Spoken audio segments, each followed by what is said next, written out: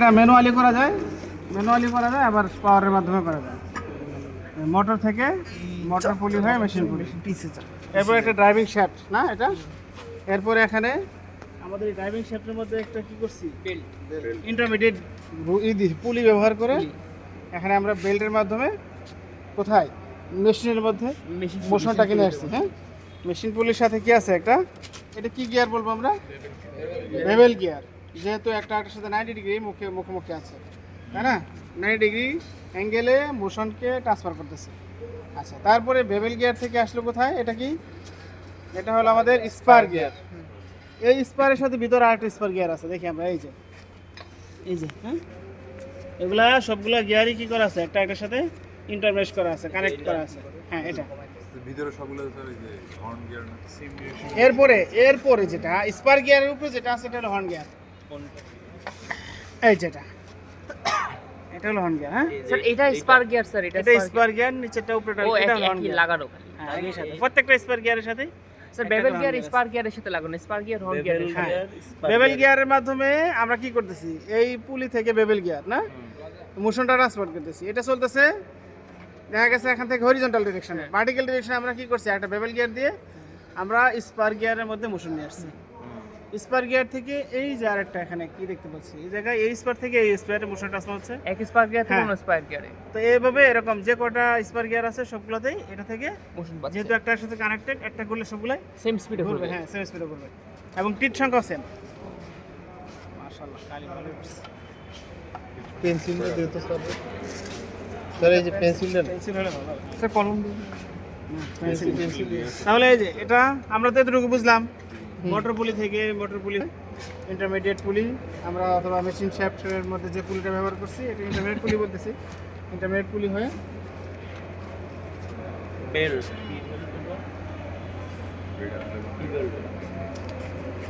এটা normal bread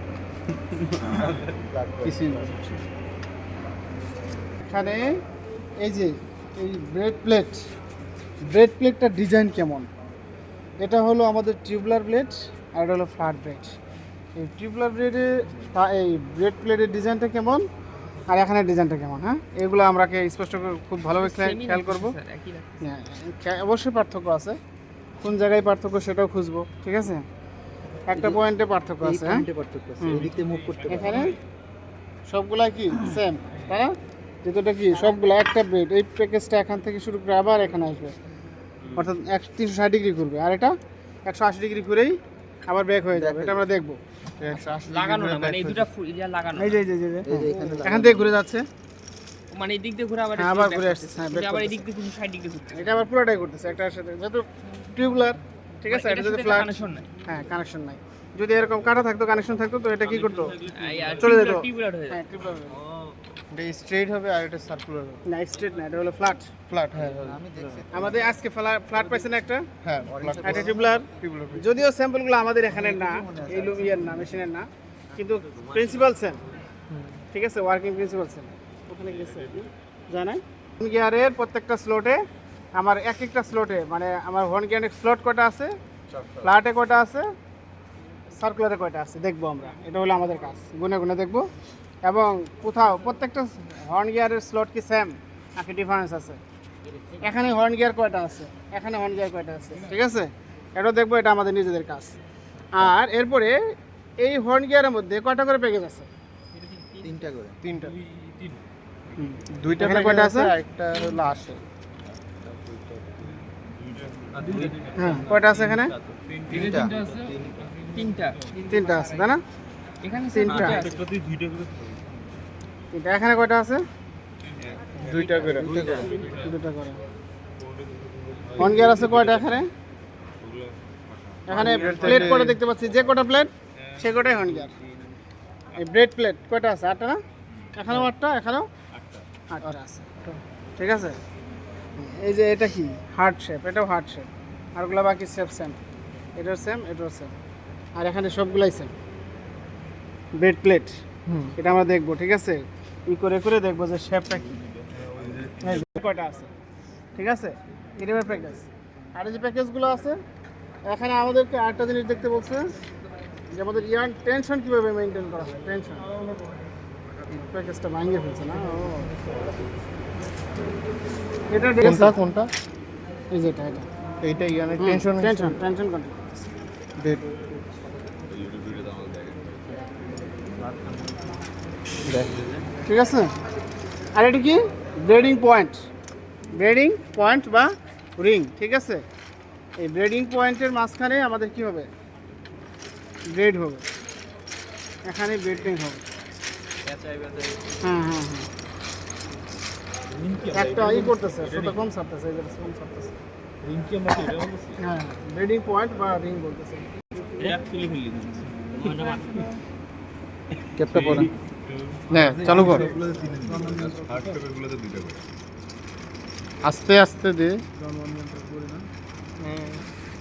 slo-mo করে নিবি হার্ড পেপারগুলোতে ওই তো এই দিক দিয়ে আইতে ঘুরিয়ে আবার ওই জায়গায় ওখানে হচ্ছে দুইটা করে বাকি সবে হচ্ছে তিনটা করে কাহিনীটা কি ভাই এই যে ঠিক আছে Take up mechanism. Take up mechanism এটা আমরা প্রত্যেকটা জিনিস এটা কি ইয়ার্ন প্যাকেজ বা কেরিয়ার ইয়ার্ন প্যাকেজ ঠিক আছে বা ববিন ইয়ার্ন ববিন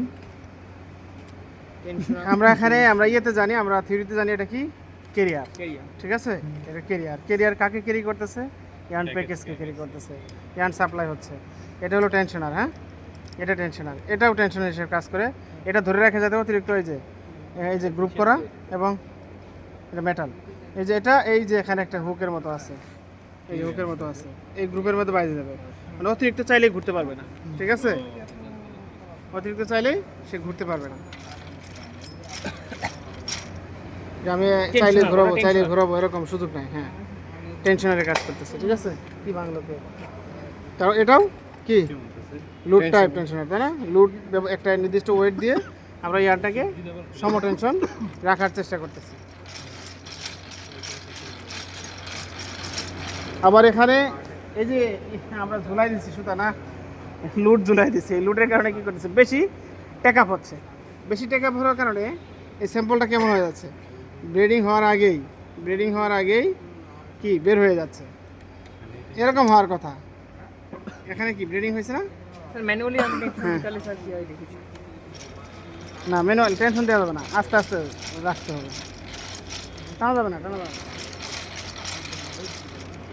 শুধু ছিঁড়ে গেছে একটা না কোনটা ছিল এই যে ঢুকছে প্যাকেজ আসছে চলে আসছে প্যাকেজ ওটাতে আসলো এখন কি হবে সে এই গিয়ারে চলে আসলো এই প্যাকেজটা ওই হর্ন গিয়ার থেকে এই হর্ন গিয়ারে চলে আসছে এবং ওই যে এখানে যে আমাদের কি ছিল এটা এর নাম কি ব্রেড প্লেট এই ব্রেড প্লেট থেকে সে এই ব্রেড প্লেট চলে আসছে এবং ব্রেড প্লেটের শেপটা কি এখানে কি শেপে আছে এটা অবশ্যই ক্যাম শেপের মতো তাই না কিন্তু এর শেপটা কি এটার যে শেপ অনেকটা এই প্রান্ত যদি ছেড়ে দেয় তাহলে হার্ড শেপ হয় না তাহলে এই পাশে এরকম দুই পাশে দুইটা শার্প যার কারণে কি করতেছে এই ব্রেড প্লেটের ডিজাইনের কারণে আমার এই প্যাকেজটা এক হর্ন গিয়ার থেকে আরেক হর্ন গিয়ারে ট্রান্সফার হচ্ছে ঠিক আছে এটা সার্কুলার হলেও তো হইতো সার্কুলার হলে কেমনে হবে এখানেই ঘুরবে এই প্লেট যদি ব্রেড প্লেটের যদি এই পয়েন্টটা না থাকে বা এরকম শেপ যদি না থাকে আবার এই যে এটাতে চলে আসবে তাহলে এখানেই ঘুরতেই থাকবে ট্রান্সফার হবে না এক জায়গা থেকে আরেক জায়গায় ট্রান্সফার হবে না একটা এক প্লেট থেকে এক গিয়ার থেকে আরেক হর্ন গিয়ারে ট্রান্সফার হবে না ঠিক আছে এই কোন এটার কারণে ট্রান্সফার হয় হ্যাঁ এখানে কি আছে এই জায়গায় যদি আমি এই পয়েন্টটা যদি এরকম না রাখতাম এই যে এই পয়েন্টটা এই শেপটা না রাখতাম তাহলে এই যে প্যাকেজ যে ট্রান্সফার হয়ে যাচ্ছে না এই প্লেট থেকে এই প্লেট চলে আসছে অর্থাৎ এই হর্ন গিয়ার থেকে আমি যদি এটাকে হর্ন গিয়ার 1 নাম্বার বলি হ্যাঁ এর সাথে তো 1 নাম্বার যেহেতু আমার ক্লক ওয়াইজ ঘুরতেছে তাহলে এটা 2 নাম্বার 3 4 5 6 7 8 সে কি করছে 1 থেকে 8 এ চলে আসতেছে তাই না আবার সে 8 থেকে একে চলে যাচ্ছে এই যে একে চলে যাচ্ছে কিসের কারণে যাচ্ছে এই যে হর্ন গিয়ার এই রেড প্লেটের শেপের কারণে এই শেপের কারণে এবং এভাবে ডিজাইন করা আছে হ্যাঁ এখন আমরা এখানে কি দেখলাম এই ফ্ল্যাট ব্রেডে কি দেখলাম আমরা হর্ন গিয়ারের স্লট সংখ্যা কয়টা প্যাকেজগুলো কার সাপেক্ষে